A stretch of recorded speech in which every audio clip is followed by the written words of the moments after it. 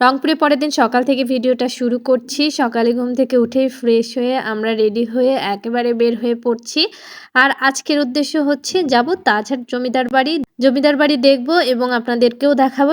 সেই সঙ্গে চেষ্টা করব জমিদার বাড়ির কিছু অজানা তথ্য আপনাদের সঙ্গে শেয়ার করতে। সকালে উঠে আমরা হোটেলের রেস্টুরেন্টে ব্রেকফাস্টটা করে নিলাম, খিচুড়ি, সেই সঙ্গে ছিল ডিম ভাজা। খিচুড়ি খাওয়া দাওয়া শেষ করে 1 কাপ চা না হলেই নয়, খাওয়াটা যেন অপরিপূর্ণ থেকে যায়। তারপরে আমরা হোটেল থেকে বের হয়ে গেলাম।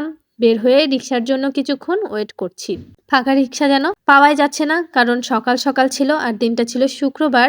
তো যার কারণে হয়তো লোকজনের চলাচল কম, আর সেই কারণে রিক্সার সংখ্যাটাও কম। যাই হোক, অবশেষে আমরা একটা রিক্সা পেয়ে যাই এবং সেখানে উঠে বসে রওনা দিয়ে দিই তাজহাট জমিদার বাড়ির উদ্দেশ্যে। এবং আপনাদের সঙ্গে কথা বলতে বলতে আমরা কিন্তু পৌঁছেও গেলাম জমিদার বাড়ির গেটের সামনে। এই তো বিশাল বড় একটা গেট এবং গেটের উপরে বিশাল একটা সাইনবোর্ডে লেখা আছে রংপুর প্রত্নতাত্ত্বিক জাদুঘর ও তাজহাট জমিদার বাড়ি। জমিদার বাড়িতে ঢুকতে গেলে কিন্তু অবশ্যই টিকিটটা কেটে নিতে হবে, আর সাধারণ জনগণের জন্য প্রবেশ মূল্য মাত্র 30 টাকা।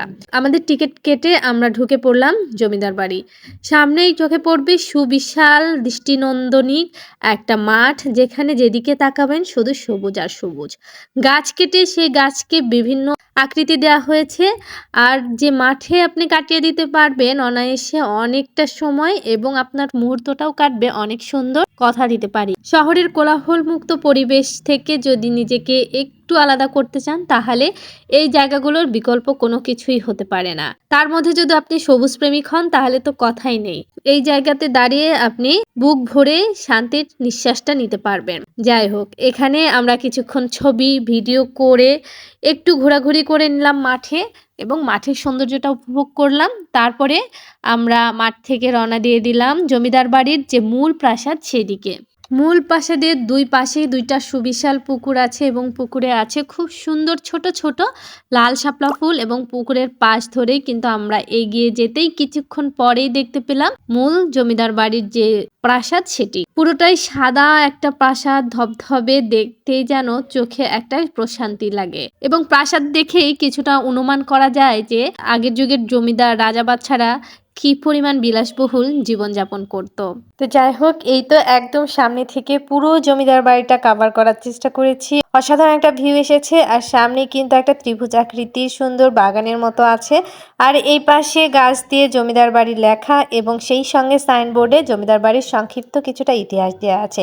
যদিও এখন সবকিছুর ইতিহাস গুগলে সার্চ দিলে অনায়াসে দেখতে পাওয়া যায়, তারপরেও চলুন জেনে নেই কিছু অজানা তথ্য এই তাজহাট জমিদার বাড়ি সম্পর্কে। প্রাসাদটি বিংশ শতাব্দীর শুরুর দিকে মহারাজা কুমার গোপাললাল রায় নির্মাণ করেন। এতে সময় লেগেছিল প্রায় 10 বছর। চিন্তা করতে পারেন, মহারাজা গোপাল রায় ছিলেন হিন্দু এবং পেশায় ছিলেন একজন স্বর্ণকার। কথিত আছে তার মনোমুগ্ধকর তাজ বা মুকুটের কারণে এই এলাকার নামকরণ হয়েছিল তাজহাট।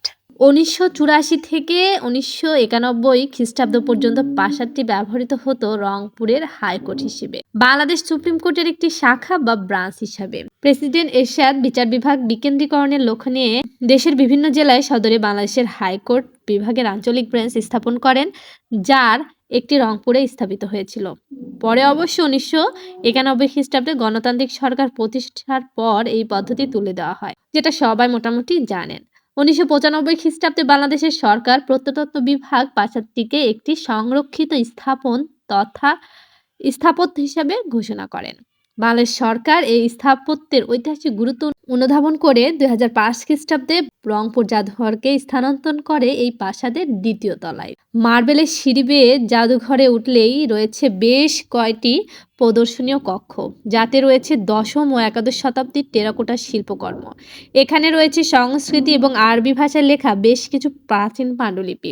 এর মধ্যে রয়েছে মুঘল সম্রাট আওরঙ্গজেবের সময়ের কুরআন সহ মহাভারত ও রামায়ণ। পেছনের ঘরে রয়েছে বেশ কয়েকটা কালো পাথরের হিন্দু দেবতা বিষ্ণুর প্রতিকৃতি।